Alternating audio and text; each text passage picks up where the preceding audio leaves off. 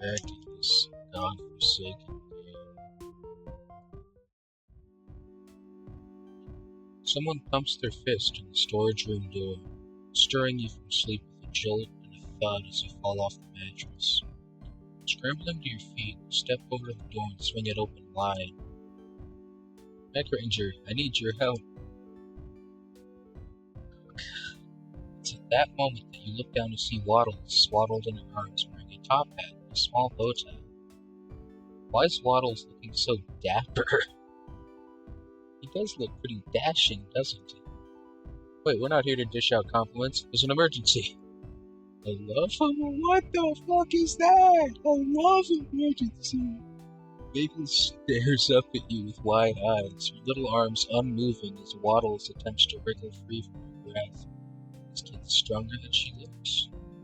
Telling Mabel this could mean she has a new crush from the Dippers told you.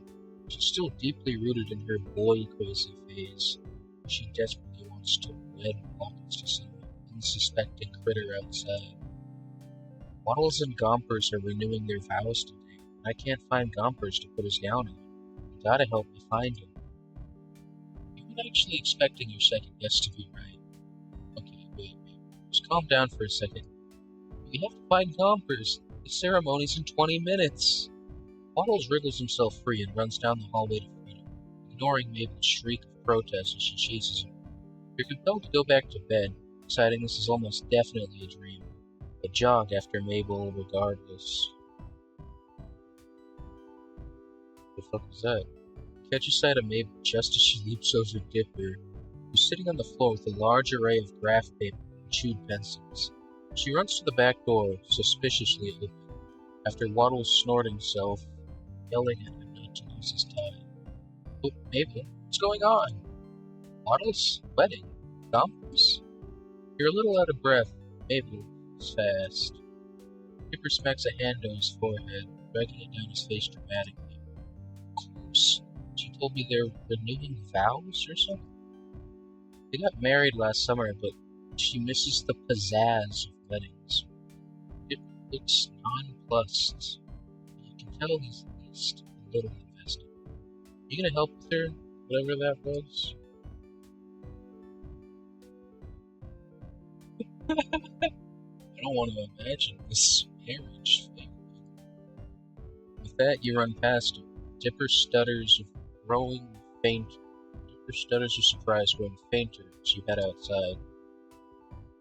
Mabel's already a ways away when you burst into the shack's backyard, fortunately standing forward and no one in sight. Not sure what you think of them finding you searching for a goat bride as Mabel calls out to both Gompers. Come on, Gompers, I already booked the second honeymoon, and the caterers are gonna be mad. Runaway brides are so cliche. She's seriously invested in this farm critter marriage. That or she's watched way too many dramatic romance movies. Or both. Gompers, come on, goat, pal, where are you? You hear Dipper head towards Mabel and look, so you veer opposite, opting to cover more ground in search of the runaway goat. They're fucking runaway goat bride. What should you do? Under the shack's foundation. Duck under your knees and look under the house. There's a large hole that leads somewhere underground, but you figure Gompers isn't there. That's Ford's illustrious basement Dipper's gushed about. What should you do? You walk backwards and put a hand to your brow, shielding your eyes from the sun as you search the scaffolding of the shack. Nothing. Continue walking inside until rays of sunlight obscure the view of the sign for the gift shop. Rather serendipitous.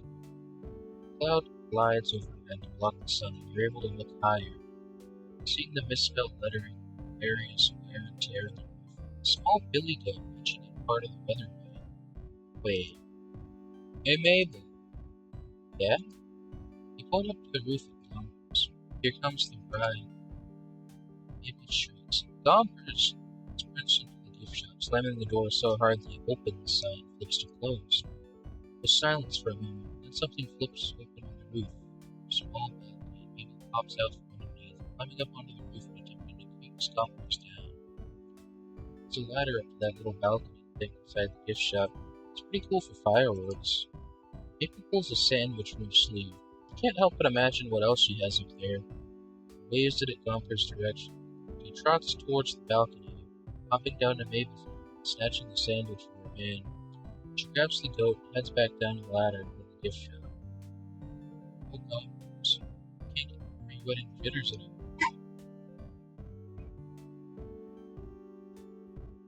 Gompers can't get the pre-wedding jitters anymore. They're already married. Can't get away that easily. Thanks a billion, my grandfather, who saved the wedding. And with that, Mabel gets to work on wrestling Gompers into his dress, yelling commands to Dipper to grab Waddles, who thankfully didn't get his bow tie dirty when he dashed away. Everything ready for the most important ceremony in the history of ever. Maybe an exaggeration, but Mabel's excitement was undoubtedly contagious. Okay, once Dip finds Waddles, I think we got everything ready. I am, of course, the vicar, caterer, proud mother, musical guest combo. Dipper's gonna take pictures from the scrap. Hey, I never agreed to that. Dipper, please. Have an officiate. See, I'm so busy I can't even talk right. Please, Dipper. Help you with some nerd thing later. The pinky smile. Dipper contemplates this, hand in his chin, mirroring his gruntled forward. As long as you actually do it this time, yeah, you take the pictures. Mabel jumps up and down with excitement, jostling poor Gompers in her arms. Yay!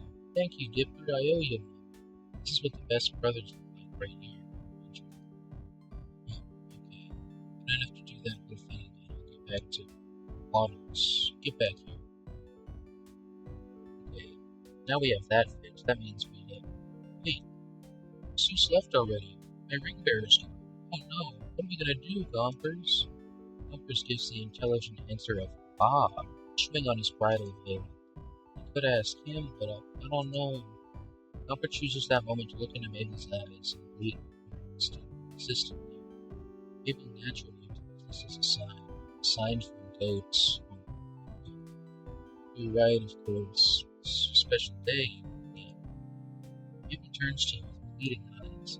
Did you get the new ring bearer for the ceremony?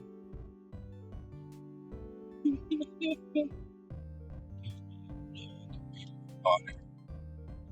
I'm very invested in this partnership, Mabel. I gotta see it.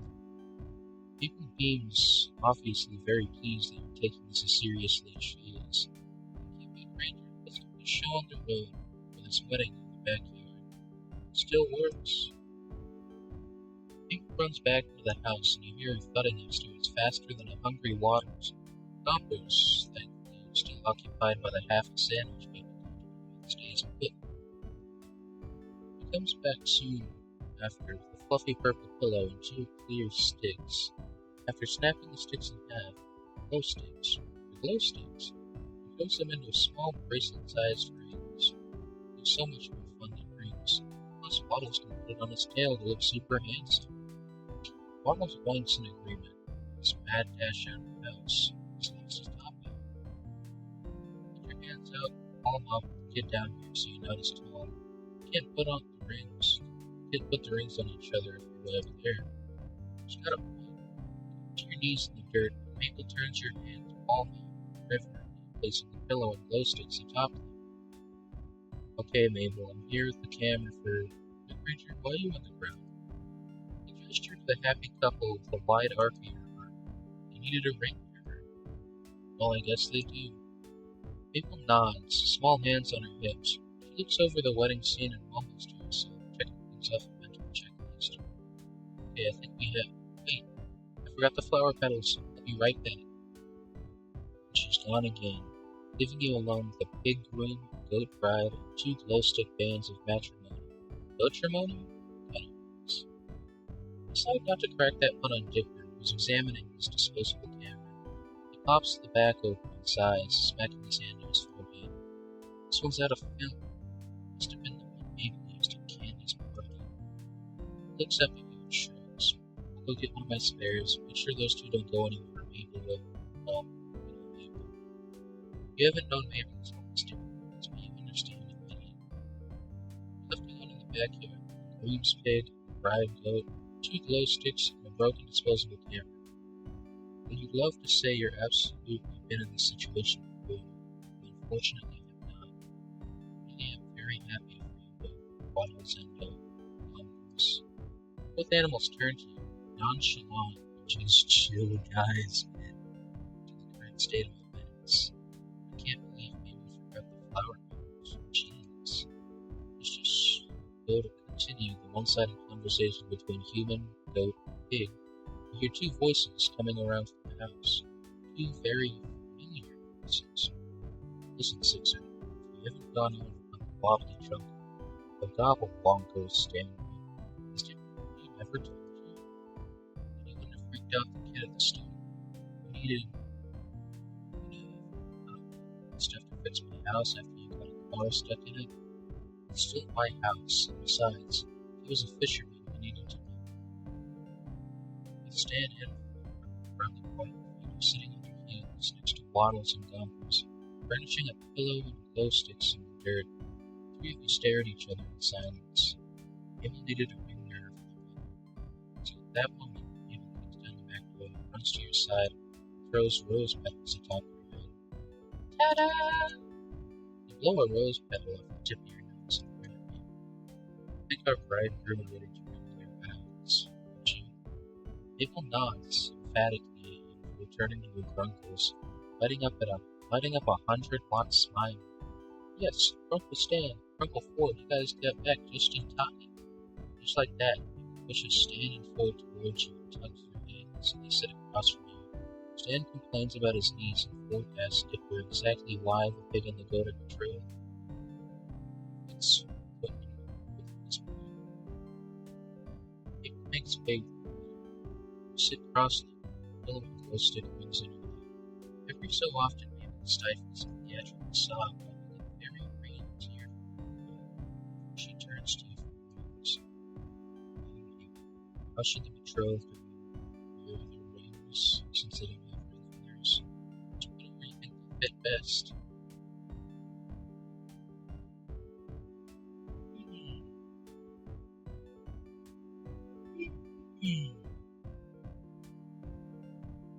Louis tiaras.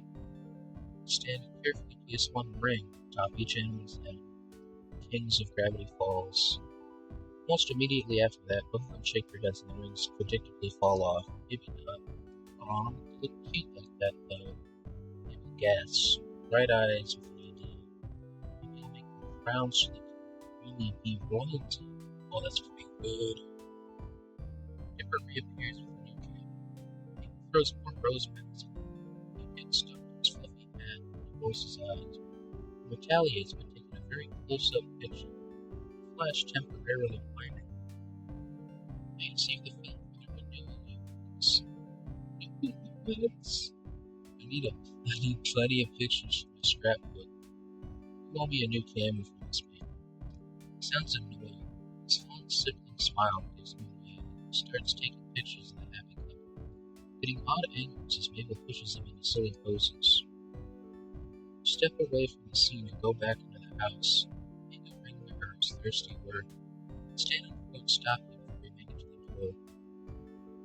Hey, Mick, thanks for playing along with Mabel with the whole wedding thing. We're both glad you're willing to entertain her whenever we're gone. She didn't make you do it, did she? Well, she did. She needed a ring bearer, so I stepped up to help. Stan and Ford bark, matching brows at you. Very invested in the marriage of the goat and pig, you know. 3, you laugh. Stan pats your shoulder. Ford gives you a warm smile. Well, I'm glad you're still into that. She is. Thank you for that. Yeah, Kate, it's nice of you to be nice to her. Stan clears his throat, awkwardly rubbing the back of his neck. Thanks for playing with Mabel in a weird wedding thing. Said she likes you. It's not hard, Stan. Gives you a genuinely grateful smile, and you easily return. It's no problem, really. I'm happy to keep her and Dipper happy when we can. Stan nods at you, pink in the cheeks, before we get past you and heading into the house. I swear you see Ford fully look. You could just be imagining it. Hey, Mac Ranger, you're gonna miss the party. We got popsicles. Oh shit, popsicles. I gotta go. I call the red ones. Pineapple ones are mine. All dibs. The pineapple ones are the best ones. Let Stan wrestle over a yellow popsicle and dip it contentedly and wraps around, holding it above his head. That'll comforts me. Hood gingerly picks out a purple ice pop and leaves the ice chest open for me to grab it as well. Stan and Mabel hide the pineapple in the chest. He perceives and starts laughing. He doesn't tell. They're strange bunch, these two set of pines twins. They're certainly making your summer a lot more exciting as you stay at the mystery shed continues. Rick of the car sitting outside in the heat of the setting sun. It's another day of summer, with nothing to do but wait. Your schedule is surprisingly clear today. Stan usually has something going on for you to help him, and if not, oh, Zeus, the kids do. What do you want to find? Go see what Ford's up to this time. I'm not really sure where you're looking, but you somewhere find Ford anyway, just as she's exiting the house. Hey Granger, if you're gonna talk, I won't have time. I have to get out of here before sunset. You still working on that propeller? Yes, I spent all last night searching my study for the recipe. I need to remember I moved it to. Well, that doesn't matter. You need a hand with that? I have the time. What gives you a long, thoughtful look? Actually, yes, I think this would be perfect. I've been meaning to tell you about this aspect of the town anyway. Before we get started, I suppose I should give you an introduction. Like Ranger would tell me. Do you believe in the supernatural? Hell yeah. Well, you're about to come face to face with the unexplainable yourself. See, Gravity Falls isn't some quiet, unassuming backwater town. Much more lurks below its surface. For example, you must have heard Mabel mention a pterodactyl. Most would say none exist in the living world today, but I say, not if you know where to look. I'm telling you this for a task to make sense.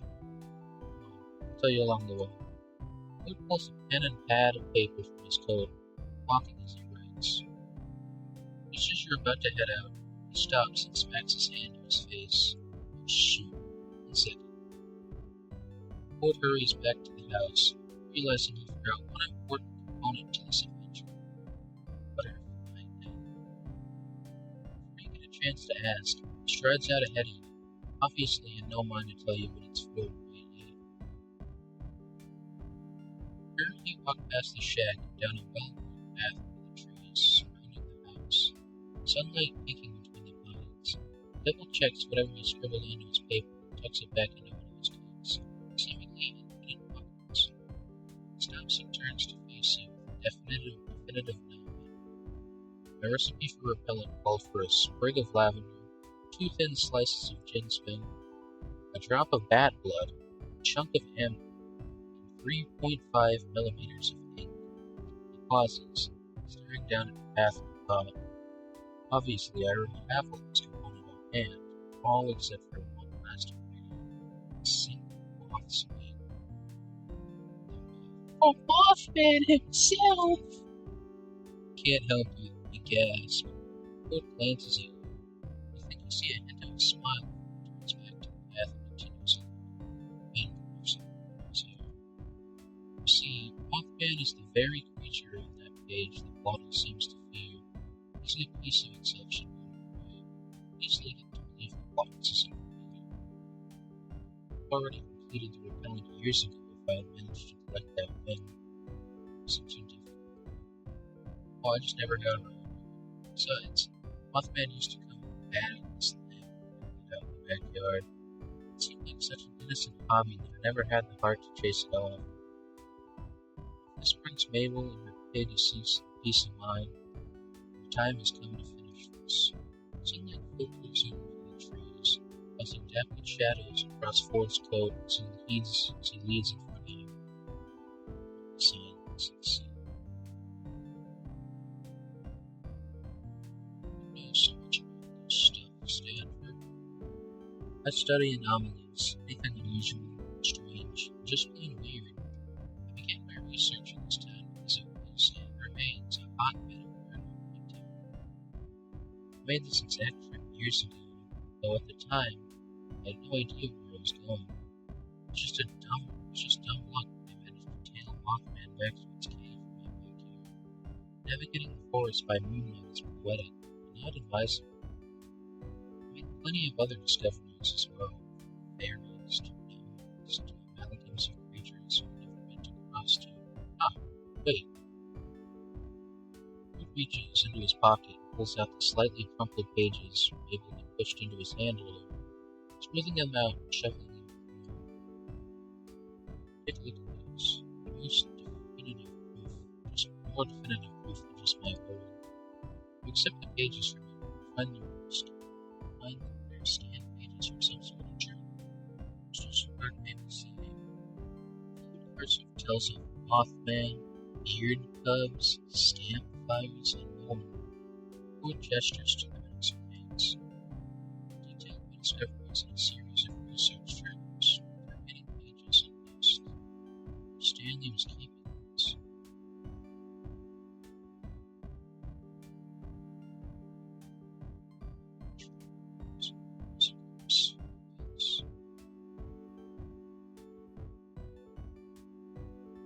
Seen better.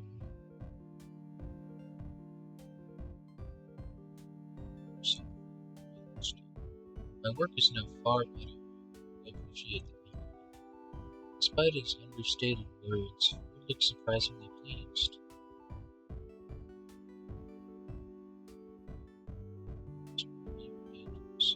Extremely, somewhat worse, dangerously annoying. The fourth seems to find his own common amusement. Amusing. Doesn't fail to notice your own items. I do got weapons in case this thing escalates, so there's no need to worry. Rock weapons. Not many. I have a stun gun, a fist, and a sharp wit.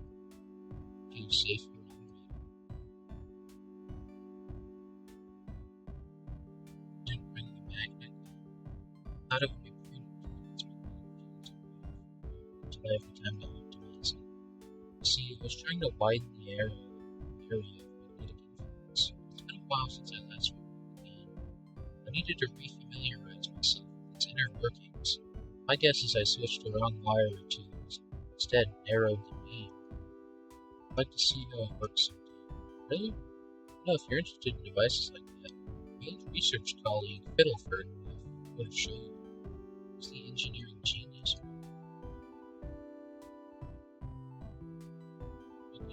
What?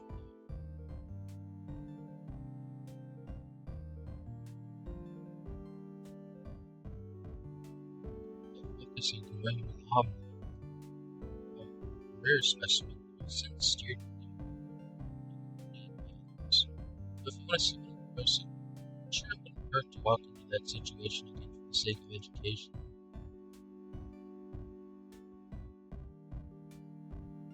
See that camera now. I haven't spotted today. Perhaps we can go bird watching later if you're interested.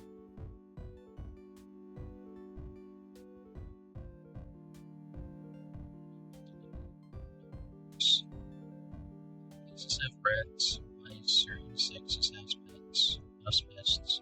We have gnomes. Your typical garden gnome, but more disturbing. Yes, that's how we get them off. Why not use mothballs as well? Well, it never tried. The most conventional Mothman and becoming this moth nature obsessed.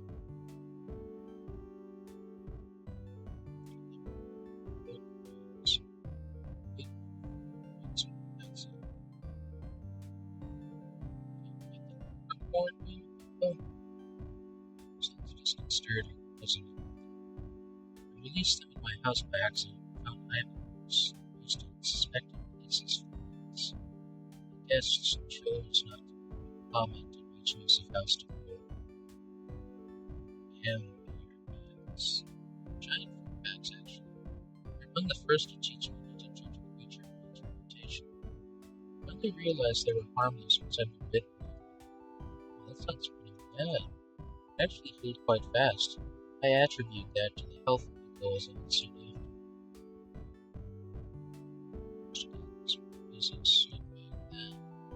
That's one way to put it. It took 6 years for me to get enough of my health. It takes a silent, seemingly bittersweet memories. Suddenly, it's an alarm caution slowing its pace. We barely managed not to commit it. Didn't answer, see nothing. Look, there.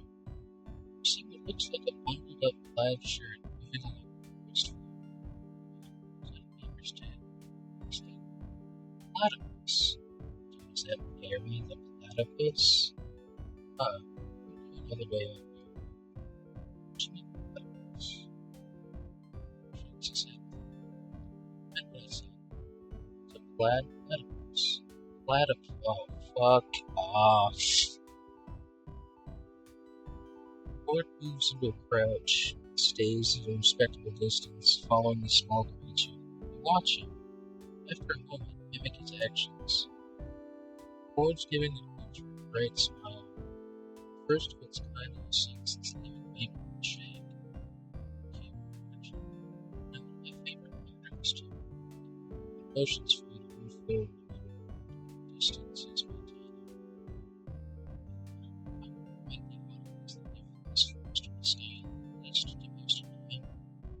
Guys from the community. You've done nothing wrong, and I appreciate it. It's the two of you much quiet appreciation. Platypus ambles into the universe and vanishes from view. What a cute little guy. The two of you continue deeper into the forest. The age seems denser. You look through the treetops for a glimpse of the sun, which is by now trapped low in the sky. It had already been getting late when we left, but you hadn't thought Mothman would be this far out. Almost as though you read your mind before the answers. Mothman is rather reclusive, and as such, lives deeper within the forest than older creatures like the gnomes. Are you alright? Is it tired enough? Should I ask sooner? It's just been a long time since I've traveled with anyone new. Stanley tends to speak his mind without me asking.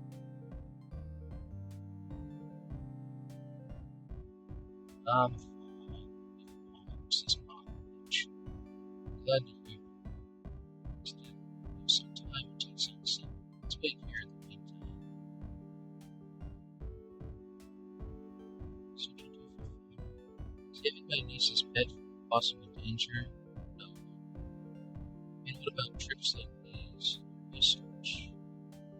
I certainly would, and I do enjoy my research. One of my most favorite pastimes, Dipper tells me, is actually a popular research. It's playing dungeons, and more dungeons. Dipper's prepared a campaign that things are really stumpy this time. Incredibly excited. What's that? The sun touches the horizon through the gaps in the treetops. Gestures for the two of you to continue. I hadn't noticed, but I've been resting within a short distance of a small clearing that leads a cylindrical stone room. The stone room bears intricate squares carved into the surface. Reaches into his coat and produces a packet of gum from earlier, opening it and dumping the pieces out into his palm.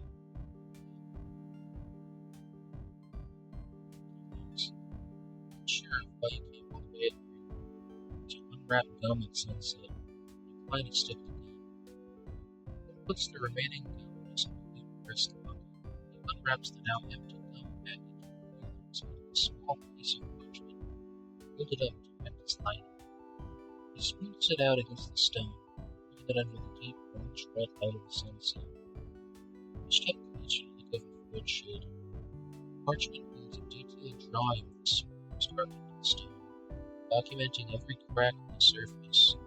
As you watch, golden cursive unfolds itself across the page, seemingly filled by the sunset's bright light. Ford reads the words as they appear. Such a place, Mothman doth rest. Please do not disturb his nest. With kindness be something thou there favors. Lord lifts the parchment a little higher to prevent his shadow from obscuring the rest of the line. Follow thy nature, turn left. I'm gonna turn left. I'm gonna let him answer. The answer is clearly left. Let us continue on and see yourself once more. Left leads you into a dimly lit cave, which Ford says he remembers well, except last time he was here it was pitch black since he arrived in the middle of the night. From its depths you hear the faint sound of dripping water echoing off the cave's shadow-shrouded walls. You slow as your eyes attempt to adjust to the low light. Ford pauses in front of you, reaching into his coat for something. Hold on, I have a flashlight in here somewhere. This cave has never received much natural light, you see, and he rummages further. You see a couple dice, a pad of paper from earlier, and a quill. With some custom pocket work going on in there, too. And you bet one of his coat's inner pockets has a pen protector in it. Here we are at last. Allow me to... Darn, out of batteries. Wait, I think I have one. Where the fuck am I keeping the battery? Oh. You pull out your phone and turn on its flashlight. The light is small, but it does the job. Huh. You saved our hides there, Mech Ranger. I was about to pull out a matchbook. With your light guiding the way, you and Ford move further into the cave, which yawns wide around you. It isn't until the sliver of light from the entrance disappears that Ford speaks again. It's been years since I've been here, decades even. This point, but I'll always remember that the eye bats as one of my first discoveries when I arrived at Gravity Falls. How'd you find them in the first place? One got into my house, you see. I was making breakfast one morning. One managed to find my cereal box. When I poured the cereal into the bowl, it came fluttering out, agitated, like it belonged there. Nerd. I still sound so indignant even years later thinking that. I wanted to contain it for further study, but unfortunately I managed to get away. As I thought about it afterwards, its pupil was restricted in its light, unfamiliar with bright light in the kitchen, so either it's nocturnal or it's in the deepest, darkest cave of Gravity Falls. I found them innocently after that. Did you manage to catch one? Somewhat. I came running through this cave with a butterfly net in my wits. Brought a working flashlight that time. They all hid in dark corners. Once I turned the flashlight off, they flocked to me. I caught 18 of them that day, but it reminded me of the stealth uses of the rapid sound of clicking claws over the stone startled you. A shiver running up your spine, the dark. You turn off your light, Ford taps your shoulder and gestures for you to keep moving forward. Eventually, the narrow passage widens into a large room. The darkness shrouds the source, dripping water from view. But as your eyes adjust, you squint to see a strange winged shadow. A shadow with eyes that glow red in near darkness like rubies. Your breath catches in your throat as the realization comes over you. Ford is apparently fairly close to you in the room. You find him and he speaks a few inches from your shoulder. Catch the shadow of his arms, swing out in wide arc like he's introducing you to Head Ranger. I'd like you to come meet a Mothman, he whispers. But even in the dark, you see him grinning excitedly at you. Ford looks between you and the Mothman, apparently hoping for a dramatic reaction. Your speechlessness seems to satisfy him. Anyway, he hasn't noticed us yet. Here's the plan. You make contact with the Mothman and I pulls out a butterfly net and a large lidded jar. Now where that one came from within his coat of mysteries is lost to you. Oh no, where was the jar? Where did he keep the jar? We'll capture one of the 100 moths that comprise it.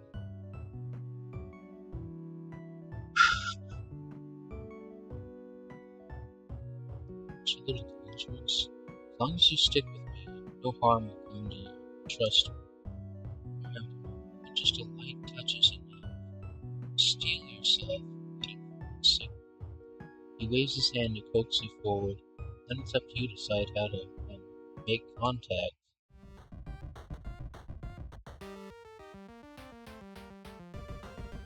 Got stealth. Tiptoes towards the mothman, remembering Ford's comment in the dark, trying to channel your inner stealth skills. Of course, that's the moment your phone decides to start blasting. Taking Over Midnight by Sandra. You're confused before remembering that Mabel added her number to contacts. Must have made that her custom ringtone. Mothman turns to the noise and screeches. Before you can barrel into it, the creature explodes into 100 moths fluttering around you, getting stuck in your shirt and skittering around your face, surrounding you in mothy hell. Your task accomplished, Ford rushes into the large swarm of moths, leaving the butterfly net with a few unsuccessful swipes. Try swatting the more aggressive ones away, but there are too many.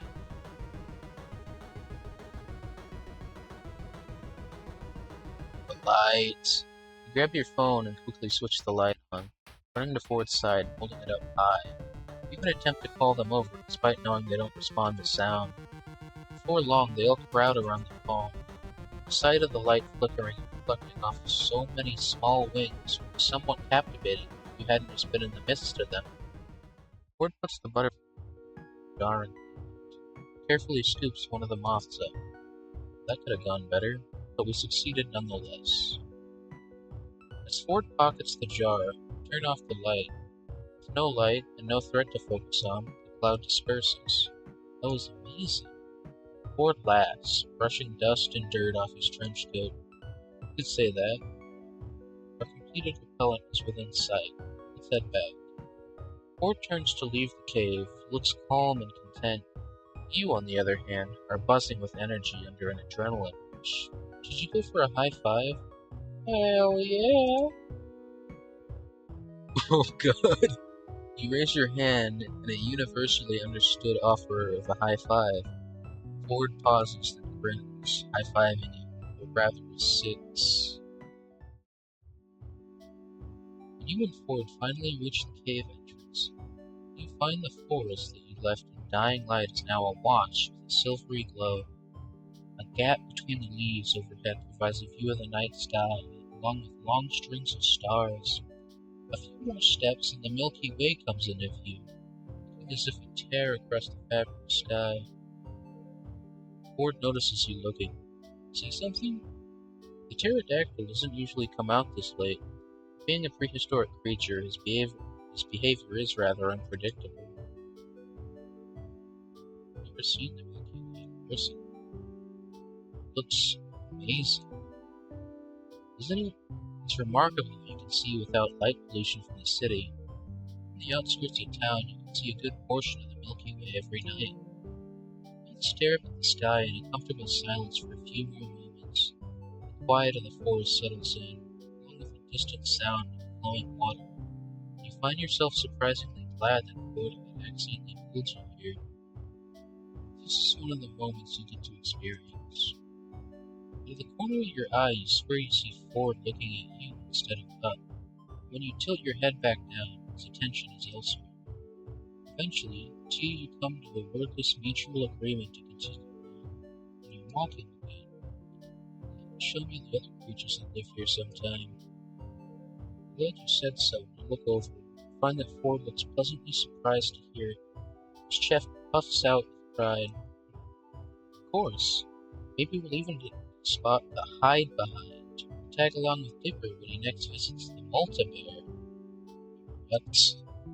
Ford taps his temple, grinning. You'll have to wait until I show you to find out. I'm holding you to that. We have some time left before we get back if you're up for another look. You must make a face because Ford looks back at you. He laughs. We're not far, I promise. I just thought I might answer a few of your questions if you have any. I do have a couple of questions. You're still in great shape if you do this all day. No, actually. This sort of thing isn't part of my exercise regimen. Ford turns left at the stone marker, towards the sound of the river. Sure enough, after a while, it comes into view. The moonlight illuminates the water as you walk along it. Following the river for quite a few minutes, the shoreline expands into a small round lake in the center of a clearing.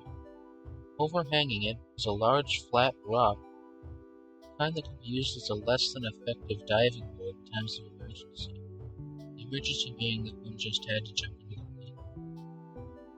However, neither yourself nor Ford really look in the direction of the diving board. It leads you towards the edge of the lake where a relatively flat boulder substitute for a bench. The two of you take a seat. Versus family, the restriction of staying stones. Ask about his family. So, Seuss. Well, the handyman, Seuss, is, well, still not sure what he does exactly. Stan gave him the right to conduct his business with the shack, so he spends his day giving out tours, selling merchandise, freeing the townsfolk, giving no refunds and the like. I may not have been around the original Mystery Shack very often while Stan was running it, but I believe Seuss is doing the brand name good. It's me. In short, a force to be reckoned with. She radiates charm and positivity, has depths of determination you can only guess at. You'll find out for yourself most likely. It's not hard to wake up one day and find yourself with friends. Perhaps you already are. He wiggles his fingers spookily in the air and you laugh. Don't doubt it. It's Dipper. Dipper is very intelligent in many ways. Reminds me of me. Last summer, he found the research journals I mentioned, and instead of overlooking them, made some impressive contributions of his own. He has since started his own journal. We look forward to seeing where life will take him. He's made me prouder than I can say. Stan, stubborn, cool-hearted, iron, cheapskate, a true hero. There's no one else I'd rather call my brother. Creatures.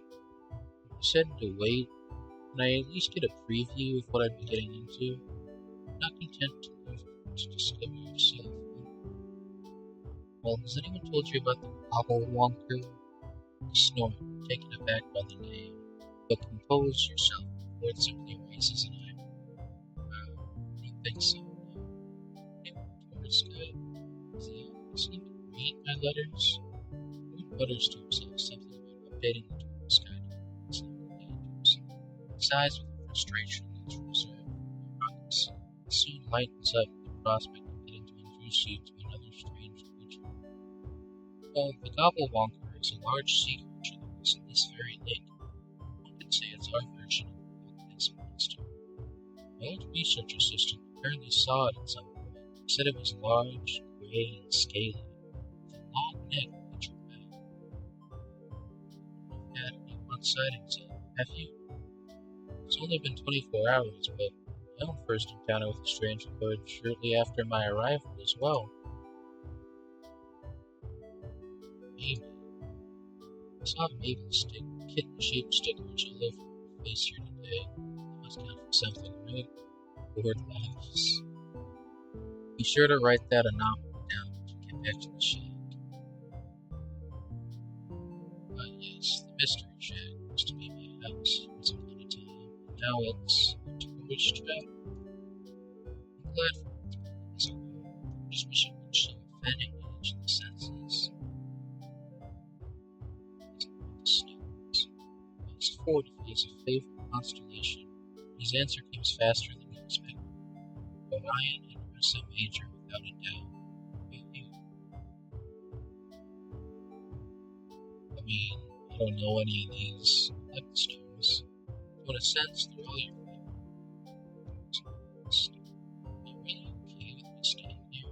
Absolutely. I owe it to you after all. You helping me today, however, was not part of the plan. You're making it rather hard to settle my debt. I think you did me a favor just by letting me come along today.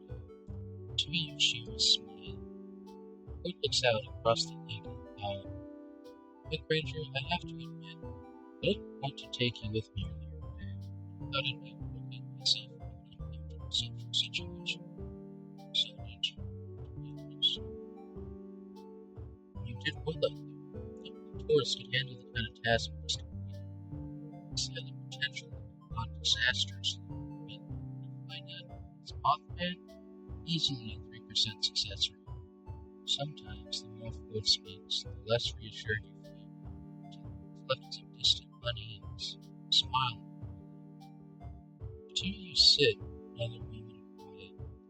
Night air pleasantly chill around you, until Ford again breaks you. You should head back now. I'm sure maybe here, successful. You stand and give Ford a hand from the makeshift bench. Ford takes the lead again. Soon you're no longer able to catch sight of the lake when you glance back. Ford gradually adjusts his pace to yours, walking side by side with you, companion in silence all the way back to the shed. Almost there. Recognize from across you flashy signs touting phrases like Mystery Shack this way and Sasquatch to your left. They are extremely close to arriving back at the shack. As you leave the tree line, you see the bright light shining on the porch. You make out the faint outline of the kids' shadows as they run through the house and emerge in the attic window. Maybe pushes you into cleaning out. Go forward, finally! This took so long. Had to cover waffles and macaroni? Why would you do that? I have my reasons. Did you get the thing? Yes, I'm coming inside so we can stop shouting. Quick, Richard, come on. Got a pig to save. Ford strides into the shack, a man on a mission. You grin and follow, but not before taking one last look at the sky. And maybe your stay won't be too bad after all. Back inside the shack, the grand conclusion to your expedition to the Mothman's cave is Spritzing, Baby's pig, had nearly finished a turn until the poor pigling wakes sometime at noon. You see Baby and Dipper head up to bed sleepier than usual as a result. Something about lavender was so soothing to the senses that you crash out fairly soon afterwards, face first in your makeshift bed.